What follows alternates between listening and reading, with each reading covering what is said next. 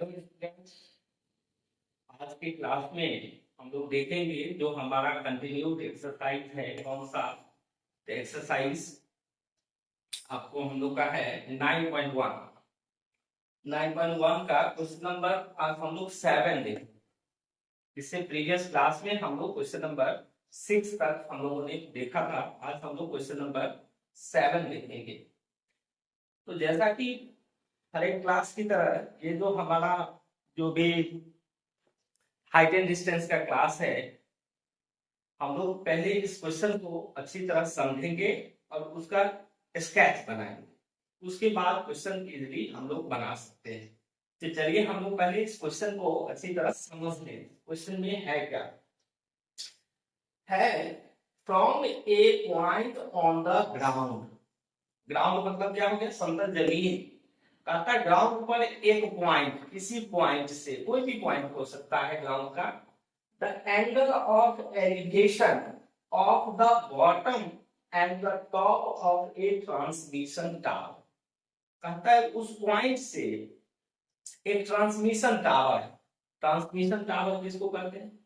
तो जैसे मोबाइल वाला टावर होता है या टीवी वाला टावर, तो वो ट्रांसमिट करता है।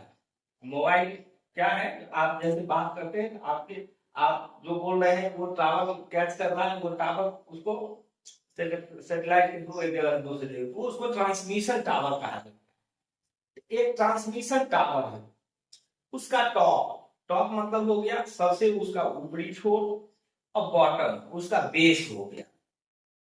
उस टॉप और बॉटम का एंगल ऑफ एलिवेशन दिया हुआ है।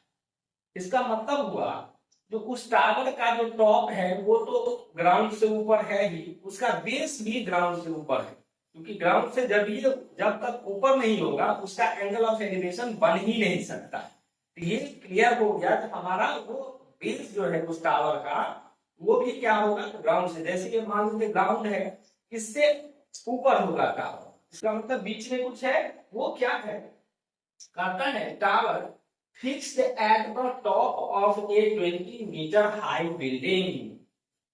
अब एक बिल्डिंग है, आप कहीं कहीं देखते होंगे तो छत के ऊपर में वो टावर लगा हुआ है। तो इस क्वेश्चन में कहता है एक बिल्डिंग है जिसका हाइट कितना है 20 मीटर, उसके छत पर वो टावर लगा हुआ है। अब तब उस टावर के टॉप और बॉटम का जो एंगल ऑफ एलिवेशन कहां से, ग्राउंड से, वो कितना आपको दिया है, तो 45 डिग्री एंड 60 डिग्री दिया है। बॉटम का 45 हो गया, बॉटम नीचे होगा तो कम होगा एंगल एलिवेशन, तो बॉटम का हो जाएगा, बॉटम मतलब उसका बेस, आधार, जहां से वो खड़ा है। जैसे कि टावर है यहाँ खड़ा है, तो ये इसका हो गया ये बॉटम, और ये क्या कहलाया आपका टॉप। तो उसी तरह का हम लोग अब करता है रेस्पेक्टिवली 45 और 60 दिया है। Find the height of the tower, उसी टावर का आपको हाइट निकालना है। तो चलिए अब इस क्वेश्चन के अनुसार हम लोग क्या करेंगे, सबसे पहले इसका एक स्केच हम लोग बनाएंगे, फिगर इसका ड्रॉ करेंगे। तो सबसे पहले इसमें क्या करना होगा, एक बिल्डिंग हमको लेना होगा। तो सपोज कीजिए ये हमने बिल्डिंग ले लिया, इस बिल्डिंग का हाइट कितना दिया है 20 मीटर हाई। 20 मीटर हाई का ये बिल्डिंग है, और इस बिल्डिंग के ऊपर में क्या है, एक टावर है। ये हो गया आपका टावर। ये ध्यान रखना है, ये नीचे वाला जो हमने लिया है इसको मान लीजिए, इसको हम पॉइंट ए मान लेते हैं, इसको बी मान लेते हैं। ये ए बी हमारा क्या हो गया, बिल्डिंग, और यहाँ सी पॉइंट मान लेते हैं, और ये ए सी हमारा क्या है, टावर। इसी टावर का हाइट हम लोग को निकालना है। अब यहां से ग्राउंड बना रहे हैं, ये हो गया हमारा ग्राउंड, जमीन। और एक पॉइंट हमने फिक्स कर दिया, जो क्वेश्चन कहता है किसी पॉइंट से, ये पॉइंट हमने फिक्स कर दिया। ये पॉइंट कौन सा मान ले, डी। ए बी सी मान चुके हैं, यहां मान लिए डी। अब इस पॉइंट से इसका बॉटम, अब देखिए ये टावर है, तो टावर का ये ए पॉइंट जो हुआ वो क्या कहलाएगा, बॉटम, उसका जड़। और ये सी क्या कहलाएगा, इसका टॉप। तो इसके बॉटम का एंगल ऑफ एलिवेशन कितना दिया है 45 डिग्री, ये हो गया 45 डिग्री। और इसका जो टॉप है, तो टॉप कहां पर है, ये हो गया टॉप। इस टॉप का मतलब ये पूरा एंगल कितना होगा 60 डिग्री। ये ध्यान रखना है, ये बॉटम का जो एंगल ऑफ एलिवेशन है दैट इज एंगल ADB। ये ADB होगा 45 और टॉप का जो एंगल ऑफ एलिवेशन ये पूरा आ गया दैट इज BDC। ये टोटल एंगल कितना हो गया 60 डिग्री। इसका हाइट दिया हुआ है। अब कहता है इस टावर का हाइट आपको निकालना। ये फिगर जो आप बना रहे हैं इसमें दो चीज आपको दिख रहा होगा, क्योंकि हमको परपेंडिकुलर के रिस्पेक्ट में उसका हाइट निकालना है। बेस भी नहीं का हमको पता है, केवल हमको बिल्डिंग का हाइट आपको दिया हुआ है। तो बिल्डिंग का हाइट कितना है 20 मीटर।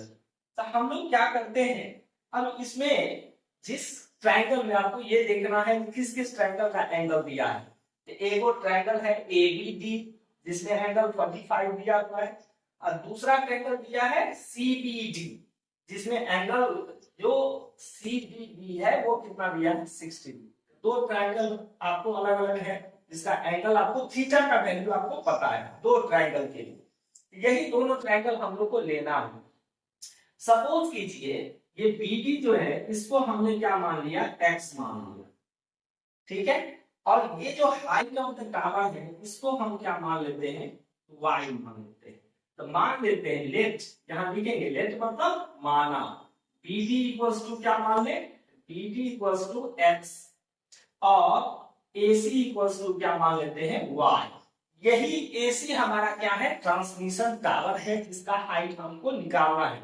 मतलब you have to find the value of y, आपको y का वैल्यू फाइंड करना है। अब चलिए इसमें दो ट्रायंगल है, वही दो ट्रायंगल का यूज इसमें हम लोग करेंगे।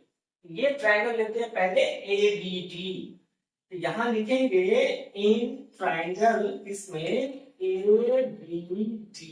ये ABD हमने ट्रायंगल लिया है। अब इस ABD में देखिए जब ये एंगल थीटा है, AB आपका क्या हो गया परपेंडिकुलर लंब हो गया, और BD क्या है आधार बेस हो गया, ठीक है। अब इसमें कुछ स्टूडेंट्स का ये ऐसा कमेंट्स आया था जो सर हम कैसे समझेंगे कि कहां पर हमको टेन थीटा यूज करना है, कहीं साइन थीटा यूज करना है, कहां कॉस थीटा यूज करना है। तो कुछ वीडियोस में हमने इसको क्लियर भी किया है, आज मैं फिर से उसको क्लियर कर रहा हूं। आपको ये देखना है जो कोई राइट एंगल ट्रायंगल है उसमें तीन ही उसके कंपोनेंट है, साइड के साइड जो है वो तीन है। एक साइड कहलाता है हाइपोटेनस, जो 90 डिग्री के ठीक सामने वाला साइड वो हाइपोटेनस कहलाएगा। जैसे ये ABD ट्रायंगल छोटा वाला जो ट्रायंगल लेंगे, ये चूंकि हम लोग का कितना है 90 डिग्री, इसका AD क्या हो गया हाइपोटेनस, और बाकी बच गए दो साइड, एक होगा परपेंडिकुलर और दूसरा होगा बेस। अब इसमें देखना है कि कौन सा एंगल आपको दिया हुआ है, आप यूज कर रहे हैं उसको, उस एंगल के ठीक सामने वाला साइड कहलाएगा परपेंडिकुलर, और रिमेनिंग जो तीसरा साइड होगा वो हो जाएगा आपका बेस। देखिए ये एंगल हमारा 45 दिया है, इसका सामने का अपोजिट साइड हो गया AB, और BD तब क्या हो जाएगा बेस। तो इसमें हमको ये देखना है कि हमको क्या दिया है। इस जब ये इस ट्रायंगल में आप देखेंगे तो देखेंगे जिसका परपेंडिकुलर दिया है B का वैल्यू दिया है, और हम लोग इसका B का वैल्यू निकाल देते हैं। B का वैल्यू मिलेगा बेस, ये BD क्यों निकालेंगे, इसका हाइपोटेनस क्यों नहीं निकालेंगे। इसमें दो ट्रायंगल है, एक ट्रायंगल है ABD, ध्यान से समझेंगे तब तुरंत समझ में आ जाएगा। एक ट्रायंगल है ABD और दूसरा है CBD। इस दोनों ट्रायंगल में देखिए क्या कॉमन है, इसी दोनों ट्रायंगल का यूज करना है। इस दोनों ट्रायंगल में BD हमारा कॉमन है, ABD में भी BD साइड है और CBD में भी BD साइड है। एक बार जब आप ABD ट्रायंगल हम लोग लेंगे तो वहां से BD का वैल्यू हमको पता चल जाएगा, और जिसका यूज हम लोग किसमें करेंगे इस बड़े ट्रायंगल में करेंगे। मतलब आपको बेस हमको चाहिए और दिया क्या है परपेंडिकुलर, तो यहां से भी क्लियर हो जाएगा कि बेस और परपेंडिकुलर वाला ही फार्मूला आपको यूज करना है। तो परपेंडिकुलर और बेस वाला दो फार्मूला है, टेन थीटा और कॉट थीटा, दोनों में से कोई भी फार्मूला आप यूज कर सकते हैं। तो चलिए यहाँ हम लोग क्या करते हैं, तो टेन थीटा का फार्मूला यूज कर लेते हैं, ठीक। तो टेन थीटा का फार्मूला हम लोग यूज करते हैं। यहाँ हम लोग लिखते हैं टेन थीटा, और थीटा तो हमको इस ट्रायंगल में कितना दिया है 45 दिया है, तो 45 थीटा की जगह ले लिया फार्मूला हो गया हम लोग का P बाई बी। अब इस एंगल के लिए जैसा कि हम बता चुके हैं, परपेंडिकुलर क्या हो जाएगा, परपेंडिकुलर होगा ए बी बाय बेस हमारा क्या है बी डी। अब इसमें देखिए यहाँ इम्प्लाइज का साइन ले, अब 1045 आ गया। अब आपको टेबल तो याद नहीं चाहिए, तो 1045 का वैल्यू कितना होता है बताइए, तो 1045 का वैल्यू होता है 1। तो यहाँ हमने 1045 की जगह पर क्या रखने हैं 1 रखने हैं। AB का वैल्यू आपको पता है कितना है, तो वो है 20 और BD को हमने क्या माना है x, ये हो गया 20 बाई x। अब इसको क्या करना है क्रॉस मल्टीप्लाई करना है। क्रॉस मल्टीप्लाई करेंगे कैसे, देखिए 1 का मतलब हो गया दैट इज 1 बाई 1।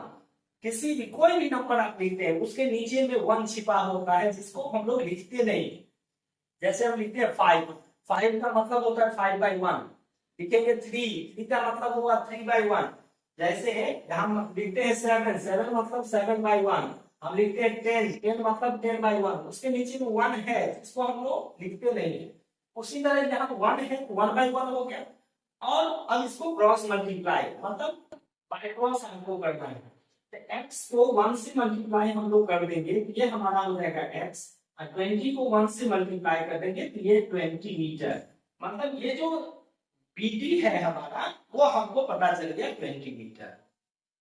इस ट्रायंगल से हम लोग को BD का वैल्यू मिल गया। अब ये याद रखना है y का वैल्यू निकालना है।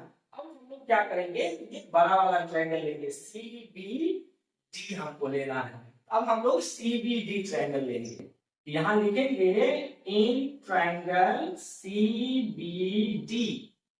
अब CBD ट्रायंगल में देखिए ये है हमारा परपेंडिकुलर, क्योंकि ये एंगल है ना, तो ये CD हो गया हाइपोटेनस और ये हो गया हमारा परपेंडिकुलर लंब हो गया। तो इसी में तो इसी का तो एक पार्ट है y जिसको निकालना है, इसको यूज करना है, बेस का वैल्यू दिया, मतलब P बाई बी वाला ही फॉर्मूला हमको यहाँ भी अप्लाई करनी है। 10 लीजिए और कीजिए।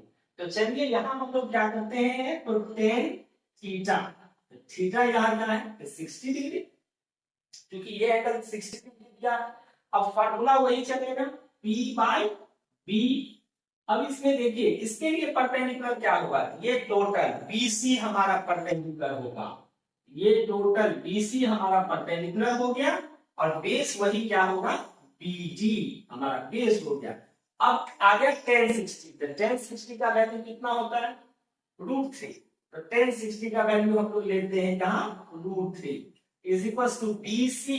अब देखिए BC दो पार्ट में बटा है, एक पार्ट है y दूसरा है 20, दोनों को ऐड करेंगे तब ये बनेगा BC। तो BC के बदले में आप क्या लिखेंगे y plus 20 divided by BD। BD क्या है आपका x, तो BD हमने ले लिया x। अब चलिए इसको क्रॉस मल्टीप्लाई हम लोग को करना होगा, तो चलिए √3, उसी तरह यहाँ √3 को क्या लिखेंगे √3 बाई 1, इसके पीछे भी 1 है, इक्वल्स टू y प्लस 20 के ऊपर हो गया, और नीचे x का वैल्यू हम लोग निकाल चुके हैं, x का वैल्यू यहाँ निकाल चुके हैं कितना है 20, यहाँ x का वैल्यू आप पुट कर दीजिए 20। अब क्रॉस मल्टीप्लाई फिर से करना है, इसको इससे मल्टीप्लाई कीजिए और इसको इससे मल्टीप्लाई करना है, y प्लस 20 को 1 से मल्टीप्लाई करेंगे कितना आ जाएगा y प्लस 20 ही आएगा। किसी भी नंबर को याद कर लीजिए 1 से मल्टीप्लाई करने पर वही नंबर आएगा। अब 10 को 1 से मल्टीप्लाई करेंगे 10 होगा, 100 को 1 से मल्टीप्लाई करेंगे 100 होगा, 1 करोड़ को 1 से मल्टीप्लाई करेंगे वही नंबर आएगा।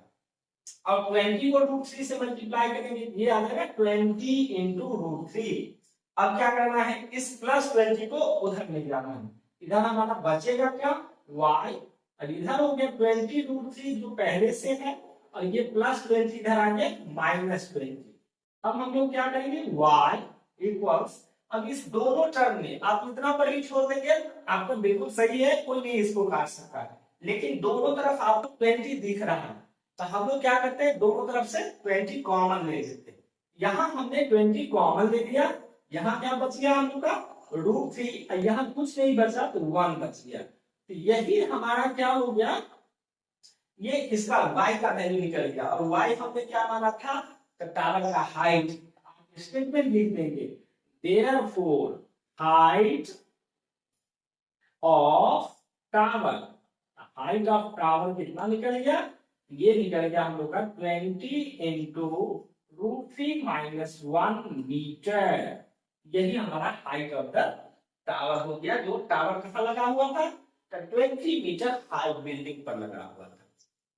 इसी तरह से बच्चों अगर आपको कोई कंफ्यूजन कहीं भी क्रिएट होती है तो वो आप हमें कमेंट्स करें, कोशिश करेंगे कि अगले वीडियोस में वो आपका कंफ्यूजन दूर किया जाए। अब वो कंफ्यूजन जब तक हमारे क्लियर नहीं होते हैं हम लोग उस क्वेश्चन का जो कॉन्सेप्ट है वो समझ नहीं पाते। हम बार बार आप लोगों से ये कहते हैं, देखिए एक होता है पढ़ना, किसी भी चीज को हम पढ़ते हैं, दूसरी चीज क्या होती है सीखना। तो हम बच्चों से हमेशा आप लोगों से ये कहेंगे कि बच्चे पढ़िए मत, पढ़ना नहीं है हमको सीखना है। आप सीखिए, एक चीज को सीखेंगे आगे का रास्ता आपका क्या होगा, इजी होगा।